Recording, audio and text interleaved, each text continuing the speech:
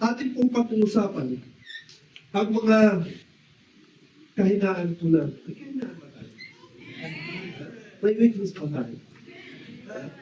Lalo na hindi pa tayo Kristiyano. Pero nung Kristiyano na tayo, mayroon din eh. Mayroon din tayong weakness na kung saan hindi natin napapansin. Kung saan pa nasisilo tayo ng kahaman. Without knowing, na hindi natin pansin na yun nandun na pala tayo. Okay? So pag-uusapan natin yung isang tao sa Biblia na kung saan siya po ay magiging embro natin sa wagan ito. Upang siya ay hindi pamarisan kung sa ginawa niya, pamarisan kung paano siya bumalik sa Lord, kung paano siya nagpakumbaba, at kung paano siya tinanggap ng Panginoon. Pagkatapos ng kanyang ginawa na hindi ka naman ng Panginoon. Inaanyayahan ko po ang natin ngayon. Sabay-sabay po natin basahin ang salita ng Diyos. 3, 2, 1, go. Create in me a clean heart, O God, and renew a right spirit within me. Restore to me the joy of your salvation, and uphold me with a willing spirit.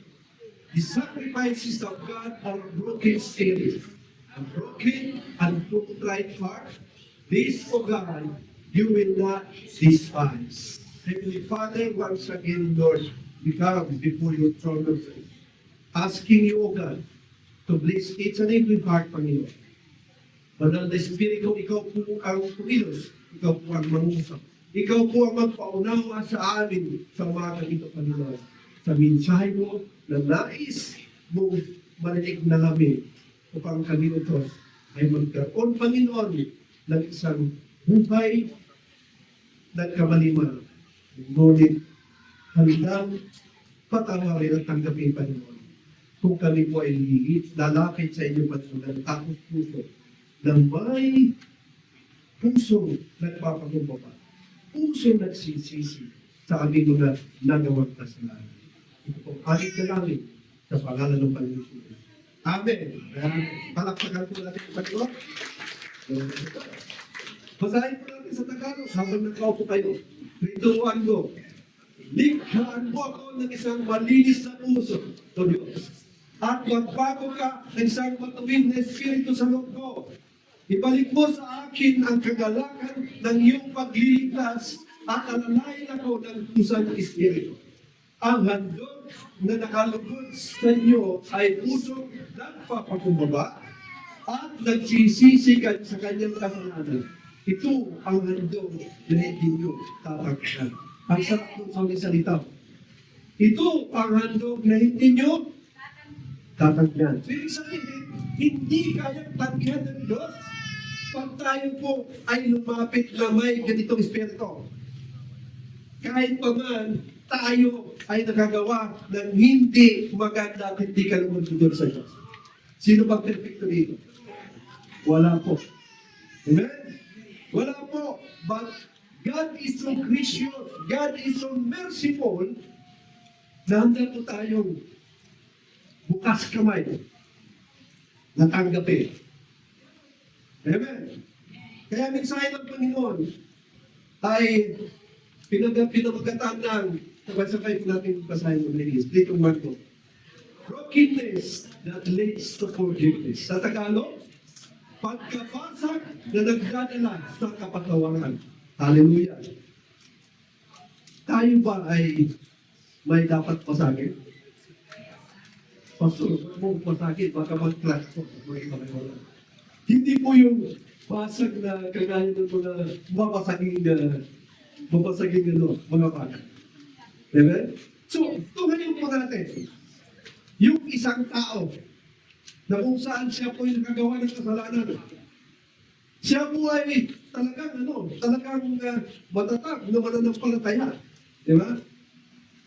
Siya po ay kinikilala ng Diyos dahil sa kanyang pananampalataya. Ito po ay kung kilala nyo, ito po ay si King David. Kilala nyo si King David? Ano ito si King David sa Panginoon? Tingnan po natin, sa Acts 13:22. At nang siya alisin niya ay binangon niya si David upang maging hari nila. Na siya rin naman pinatutuhanan niya at sinabi, nasumpuan ko si David na anak ni Jesse na isang lalaking hinalulugad ng aking puso. Ang Diyos na nagsasalita nito. Naggagawa ng buong kalooban niya. Hallelujah! So ganun si David sa Panginoon. He is a man after my heart, sabi ng Diyos. Who will do all my will? Diba? Nakikita kayo sa atin ang ganun. Diba? Siya po yung taong talagang walang ibang ginawa, kundi nandoon niya magpuri sa Diyos. Alam niyo ba kung paano magpuri si David? Sumasayaw yun. Diba? Kaya nakita itong isa na natin sumasayaw tayo. Hindi lang masayaw, talagang umiikot pa yun, yung nag-i-spin pa siya. Kaya nga dahil dun sa ginawa niya, nahiyak ka niya kasama. Diba? Parang sinauli itong anak itong asawa ko. Diba? So ganun, si David, wala siyang pakialam. Sumasayaw siya, umaamon sa Diyos. Talagang nag-i-spin pa yun. Yan na siguro kung mayroon na nung yung quick dance, mayroon na nung kayo, siguro gagawin doon ni King David doon. Diba? Talagang buhos. Walang pag-aalinlangan na magpuri sa Diyos. At sinusunod niya kung ano ang gusto ng Diyos. Kaya ganoon na lang ang pagkakilala ng Diyos kay King David, a man after my heart. Nang sabi niya, ito po yung taong gagawa ng buong kalooban ko. Hallelujah. Nagagawa naman natin yung kalooban ng Diyos. Hindi pa natin. So ganoon po, si King David. At ito pa, mayroong famous o kilalang sinari na nangyari kay King David. Nung hindi pa siya hari. Di ba? Nung hindi pa siya hari, nung titingnan po natin ang 1 Samuel 17:16. Nung hindi pa siya hari, siya po yung nagbabantay pa ng tupa. Siya po ay napapunta noon sa lugar na kung saan maglalaban yung Israelita at saka yung mga Palestinians. Na kung saan nandun si Goliath. Naalala niyo si Goliath? Si Goliath na malaki. Na kung saan na araw-araw, umaga at hapon, lagi silang inaasar. Ni Goliath, pagsabi ni Goliath, punta na rito. Yung magaling na Israelite at lumabang sa akin. Na kung sino man ang manalo, sa kanila ang control ng lupain ito. Di ba? Tinatakot lagi ang mga Israelita. Umaga, hapon. Sino ba naman hindi matatakot? Yung kalaban nila, giganti. Di ba? Tapos malalaki pa, mga Palestinians malalaki. Sila maliliit lang. Ilang araw na ganun ang ginagawa ni Goliath sa kanila. Ang sabi dito sa 1 Samuel 17:16, at lumalapit ang Pilisteo sa umaga at hapon. Di ba? Mayroong pag-breakfast at saka may dinner. At tumarap na 40 araw. Just imagine, 40 days na silang ginagawa. 40 days na silang tinatakot ni Goliath. At one day, napunta si David. Di ba? Napunta si David. Nung pumunta si David, anong nangyari? Yan o, binata pa si David. Malit pa na si David na. Ang sabi ni David, kasi narinig niya na talagang kinukot siya yung mga Israelita, yung mga tao ng Diyos. Sabi niya ako lalaban. Sabi ng kamag-iwag, ako nga, sundalo at magaling na sundalo. Hindi ako pumupunta doon, hindi ko nakakalap eh. Pag nag-aalaga ka ng ng tupa. Bakit pupunta si David? Nagdala ng pagkain para sa kanyang mga kapatid. Hindi, ako lalaban. Sabi na, hindi na siya mapigil. O sige nga. Anong ginawa naman? O siya sabi niya, sabi ni Saul, sige, higisan nyo. Anong ginawa? Sinukan siya ng battle gear. Diba? Helmet, tapos may brace. Kumplito. Tapos meron pang pananda. Nung hawak na ni David at shot na niya lahat yun, halos hindi siya makalangkat. Sabi ka, dahil bata na siya. So anong ginawa niya? Ginubad niya lahat yun. Hinubad niya, sa kapit niya, ibig sa ilaman yun. Hinubad niya. Alam ginawa niya, pumunta siya doon sa gilid sa may batis. Kumuha siya ng 5 bato. Di ba? Kumuha siya ng 5 bato. At ang kanyang sling, ang tagal sa sling? Ha? Tirador. Di ba? Ano nangyari? Nakita na yun, nakita ni Goliath, pinagtawanan siya. Ikaw kakamitan mo po na gano'n, na ganyan. Kaya, nakakatuwa talaga. Pero buong ang desisyon ni Gideon sa gabi. Sabi niya, papatayin ito. Papatayin ito. Ngayon ginawa niya, kumuha siya ng bato, nilagyan ng kanyang tirador. At tinira ngayon, si Goliath, ano nangyari? Pinamaan sa ulo. Dahil sa lakas ng tama o lakas ng bato, ano nangyari? Natumba ang higante. Di ba? Ang tanong doon, ganun na ba kalakas ang tirador niya doon? Ganun na ba kalakas yung pag tirador niya na kahit yung ulayan na yung higanting yun ay tumumba? Ano nga bang manong sinabi? Ang sabi po, sa 1 Samuel 17:45, nang magkakayo'y sinabi ni David sa Filisteo, ikaw ay naparito sa akin na may tabak, at may malaking sibat, at may kanasag. Ngunit ako'y naparirito laban sa iyo sa pangalan ng Panginoon ng mga hukbo ng Diyos na may kawal na may sahil sa iyo. Hinahap. So ano ang mayroon sinabi? Mayroon siyang Diyos. Hallelujah. Kaya pag mayroon tayong Diyos, ang mga laban na mayroon tayo magtatagal.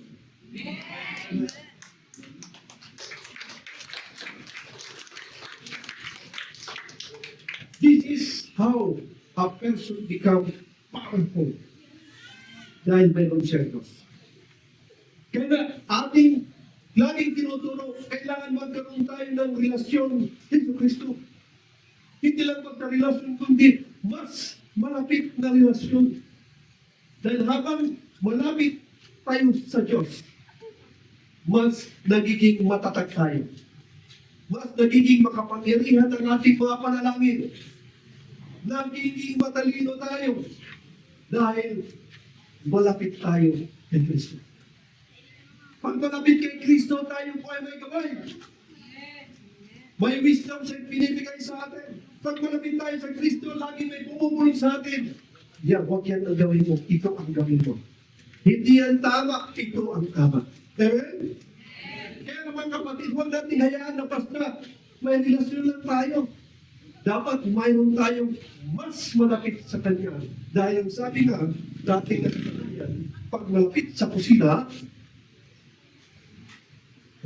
tayo ay tataba. Di ba?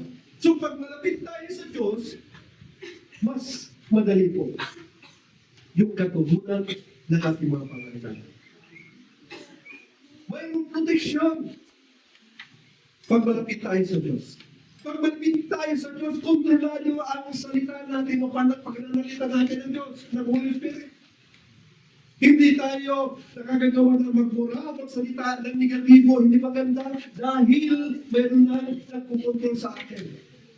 Yung banal na Espiritu. Amen? Kaya nagkakaroon tayo ng pagbabago sa ating pag-ugali dahil may presensya ng Diyos sa atin. Ibig sabihin, binibigyan natin ng kapangyarihan, binibigyan natin karapatan, binibigyan natin ng laya ang banal na Espiritu na makakilos sa atin nang sa ganoon tayo po ay lumalakad araw-araw na may gabay ng Diyos. Hallelujah! So ang tagumpay ni David, it is because of his faith. The faith that the impossible thing can be done through God.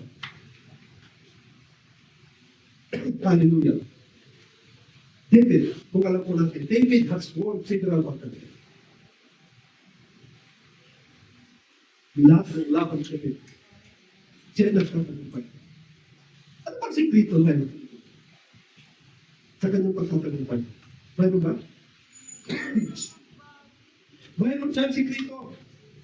Hallelujah. Ano sikrito niya? Silang sa operations.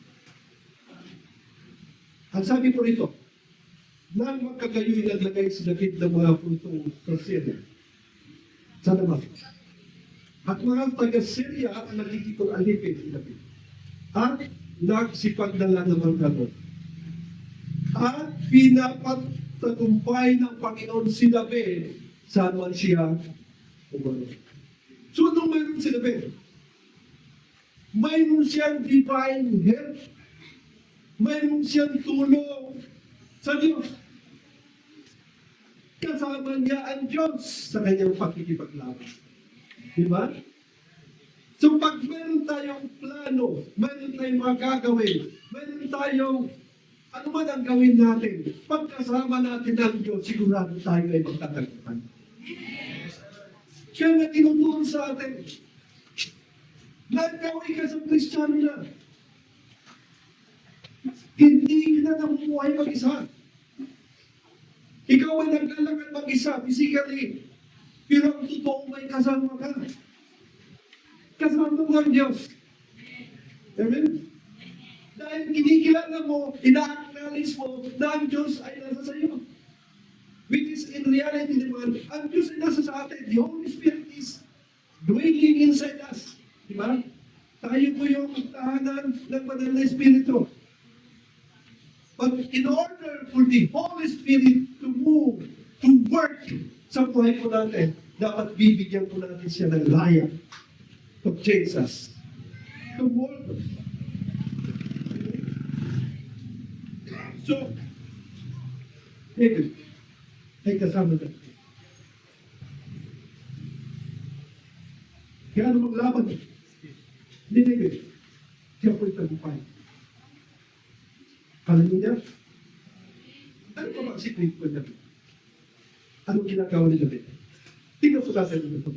Tingnan sa 5 na ito. Can anyone read for me? After, may mic ba kayo niya?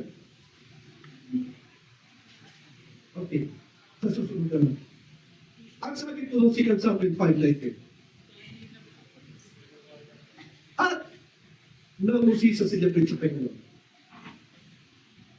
Na nagsasabi, aahon ba ako laban sa mga Filistiyo?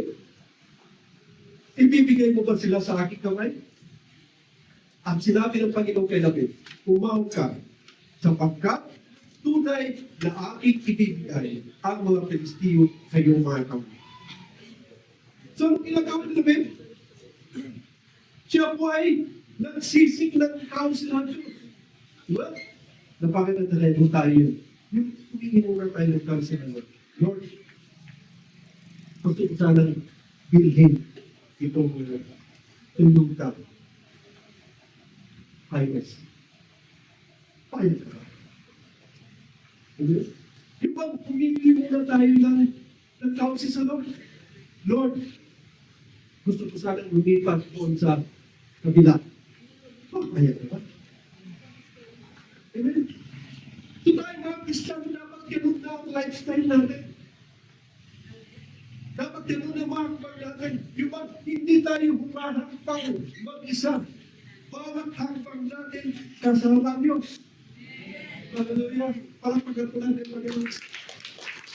Dahil kaya yung natin, kasama niya ang Diyos sa pagkikipaglaban, laging panalo.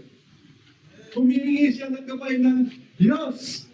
Kung anong gagawin, ang sabi ng Panginoon, sige, dahil aking ibibigay ang mga Palestino sa iyong mga kamay. Hallelujah?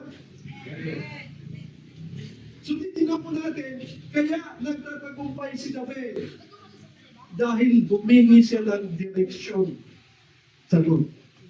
Diba? Humingi siya ng pang-up ni Lord. Humingi siya ng strategy ni Lord. Kaya nagkakaroon siya ng assurance o kasiguraduhan ng tagumpay dahil kasama niya ang Panginoon. Amen? Glory to God. However, ito ang nakakalungkot. Despite of being a man with God's own heart. Na yung pagkakilala ng Diyos sa kinatin. Na siya ay humihingi ng tulong lagi sa Panginoon.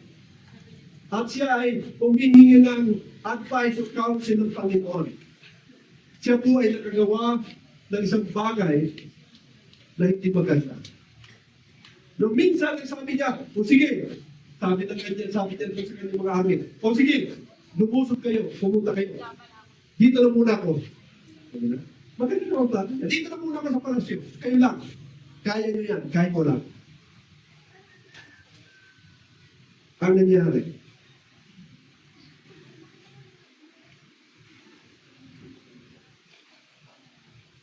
tignan sa mga at nangyari sa kinapunan na si David ay bumago sa kanyang higaan. Nasa palasyo siya. At lumakad sa bubungan ng bahay ng hari. At mula sa bubungan ay kanyang nakita ang isang babae na nililigo. At ang babae ay totoong napakaganda ng maganda. Diba? So nandun siya sa kanyang bubungan, naglalakad. Simple nasa palasyo siya. Ang katabi niyang bahay, medyo mababa. So kita niya yung naliligo doon sa rooftop ng kapitbahay niya, malapit sa palasyo. At ang sabi po ito, isang napakagandang babae. Nang pangalan niya ay si Bathsheba. So anong ginawa ni King David? Hari siya. Nagpadala siya ng tumor doon sa babae. Na pumunta doon sa kanyang chapel. Simple doon sa lugar ni King David. At ano nangyari? Siya po ay pumunta. Wala namang magawa si Bathsheba kasi, hari ang tumawag. So pumunta siya. At ang sabi po, sa salita ng Diyos, David, King David, sleep with him. At ano nangyari? Siya po ay nagbuntis. Nagbuntis pa siya.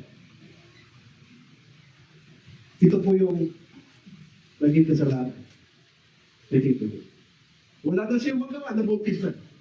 Si Bathsheba ay may asawa. Ang asawa niya ay isang tapat na sundalo, tapat na army. Isang hitay, tapat na army. So anong gagawin niya? Ang ginawa ni King David, tinawag kayo si Uriah na nandun sa battle. Pinauwi, pampauwi, hinandaan pa, pinainom para malasing. At itong malasing lang sabi ni King David, umuwi ka sa bahay mo. Anong plano ni King David? Para pag-uwi ng asawa ni Bathsheba, simple magtatabi sila. So, wala nang problema niya. Nagtabi sila. Pero ano nangyari? Hindi umuwi si Uriah doon sa bahay. At nalaman ni King David na bukas. Ang sabi ko, kaya pinatawag siya eh. O bakit hindi ka umuwi sa bahay niyo? Kaya kita tinawag para makapagpahinga ka, umuwi sa bahay niyo. Ang sabi ni Uriah, hindi ko po magagawa yun. Mahal na namin. Yung aking mga kasama nandoon nakikipaglaban. Samantalang ako ay nandito. So dapat bantayan ko ang palasyo. So hindi siya umuwi. Anong nangyari sa plano ni King David? Palpak. Karabot po. Hindi nalutas ang kanyang problema. So anong ginawa niya? Nag-isip siya ng ibang paraan. Ang sabi niya doon sa commander ng grupo, o sige, dalhin niya si Uriah, ilagay mo sa harap, tapos umatras kayo para mamatay siya. At yun nga ang ginawa ng commander ni King. Ano nangyari? Namatay si Uriah. So ano nangyari? Unang kasalanan, adultery. Pangalawang kasalanan, murder. So, mas nadagdagan pa ang kasalanan ni King David. Nang dahil doon, na hindi naman simple natago sa Diyos. Ano ginawa ng Panginoon? Tinutusan niya si Prophet Nathan. Tinutusan niya at pinapunta kay King David. At ang sabi doon, nagpinto ngayon si Nathan, si Prophet Nathan, ng isang nag-aalaga ng lamb, na kung saan, iisa na ngayon lang, tapos ninakaw pa, kinuha pa yung lamb na yun. Diba? Tandaan mo natin ang pinto ni Prophet Nathan, sabi ni kay King David, ano kaya ang masasabi ko? Na mayroon siyang isang lamb na kailangan na alagaan, kaya lang ninakaw sa kanya. Anong naging reaction ni King David? Simple galit na galit. Galit na galit siya doon sa nagnakaw. Ang sabi niya, mag-isa nga lang yung lamb na yun, tapos kinuha pa. As in, galit na galit siya.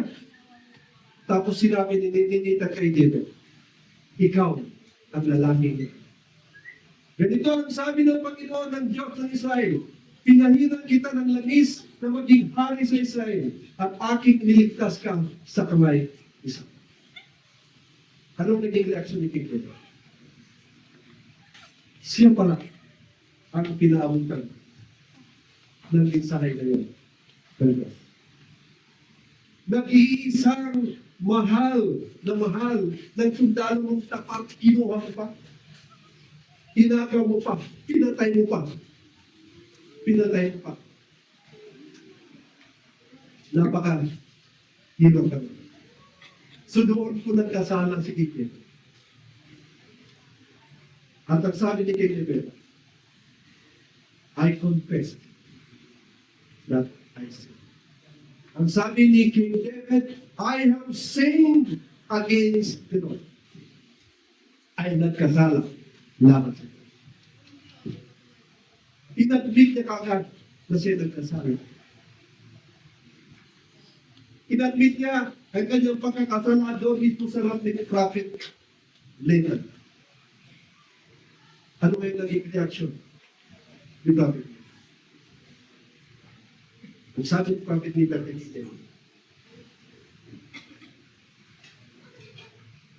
Nathan assured David, the Lord had taken away his sin and he would not die.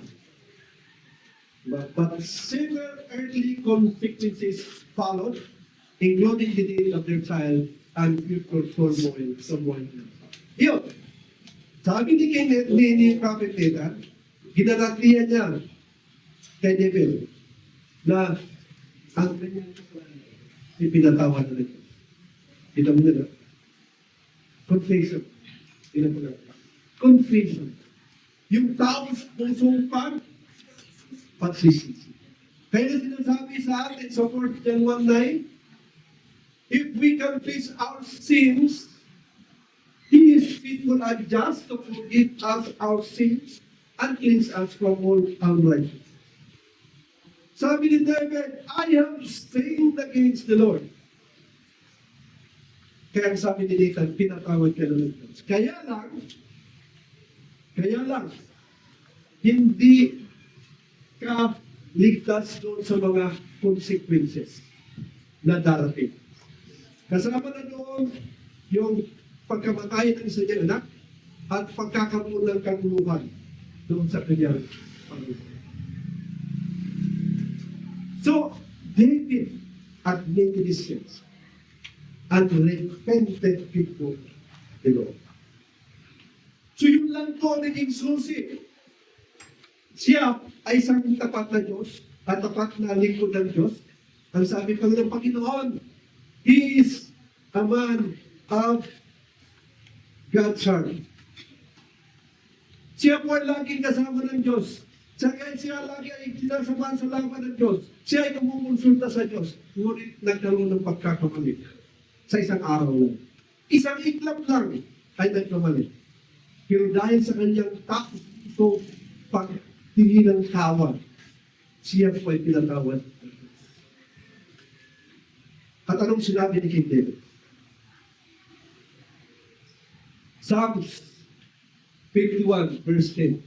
Create in me a clean heart, O God, and renew a right spirit within me. Diba? So dahil sa kasalanan, naging marumi ang puso, naging debel. Kaya ang sigaw niya sa Panginoon, sabi sa Tagalog, tingnan natin sa Tagalog.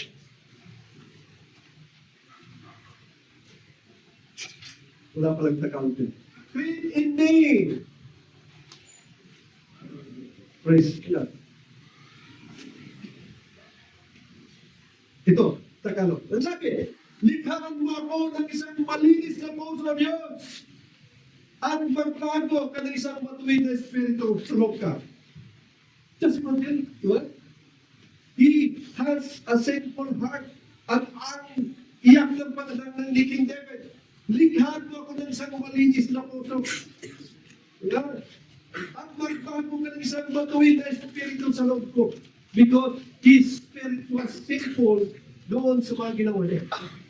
Diba? Tapos sabi sa 51, ibalik mo sa akin ang kagalakan ng iyong pagliligtas at alalayan ako ng pusang espiritu. Hallelujah. Ito po ang sinigaw ng King David. Pagkatapos niya magsisi, pagkatapos niya humingi ng tawad sa Diyos. At ang sabi niya sa 5:51-17, ang handog na nakakalubos sa inyo ay pusong mapagpakumbaba. Pusong nagsisisi sa kanyang kasalanan.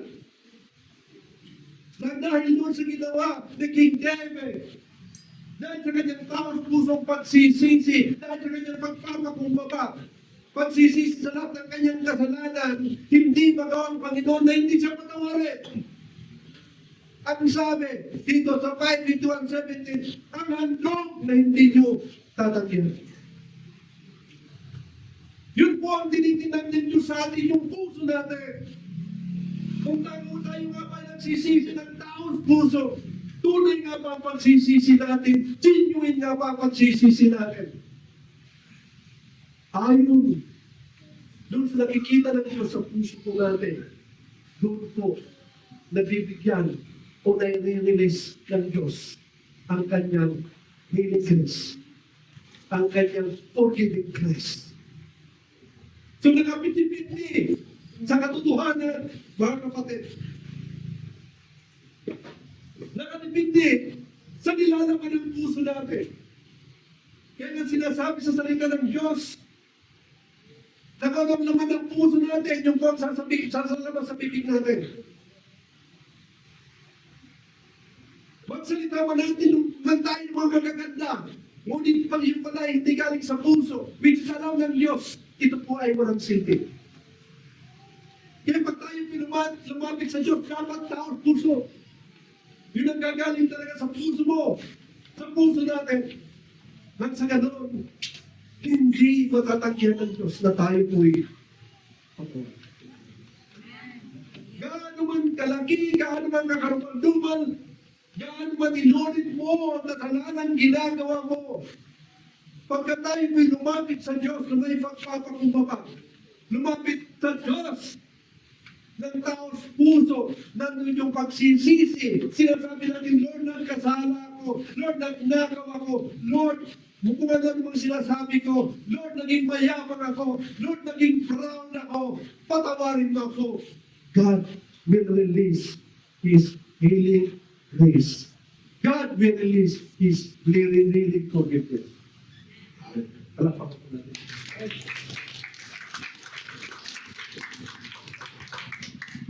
So, kailangan lang makita ng Diyos yung ating broken heart. Broken heart na sinasabi din, yung ating pagka-humble. Di ba? Hindi yung pagka-humble. Yung ating humble spirit, humble heart. So, kailangan makita sa atin yung contrite spirit. Contrite spirit is yung pang-crush, yung parang pinulbos. Parang pinulbos. Di ba? Parang dinurog yung ating spirito. Pero napakaganda, pagka ang dumulog dito, ay ang Diyos ang sabi ng Panginoon, dudurugin ko. Ano ang dapat na durugin sa'yo? Pero bubuin ko ito ng ayon sa gusto ko. Hallelujah. Kaya kapatid, ano man ang dapat na durugin ng Diyos sa atin. Hayaan po natin na durugin ito ng Diyos. Hayaan natin na buuin niya muli yung dinurong niya sa atin. Dahil pag binuo niya ulit, tayo nakakasiguro. Tayo ay magkakaroon ng isang pagkatao, magkakaroon tayo ng puso na ayon at sumusunod sa Diyos. Hallelujah. Imagine kung anong ginawa. Ikikit. Pero tinatawag siya. Bakit? He surrendered everything. Huwag natin kalimutan that our God is a merciful God. Isang mabagin, isang maawain na Diyos. Kaya mga kapatid, kung mayroon po tayong nais na ipadulong sa Diyos, ito po ay paalala sa atin. Hayaan po natin na durugin po na Diyos. Na isang gano'n, buo siya na isang bagong puso, isang bagong ugali, isang bagong nilalang na naaayon at sumusunod sa kanyang tarupan.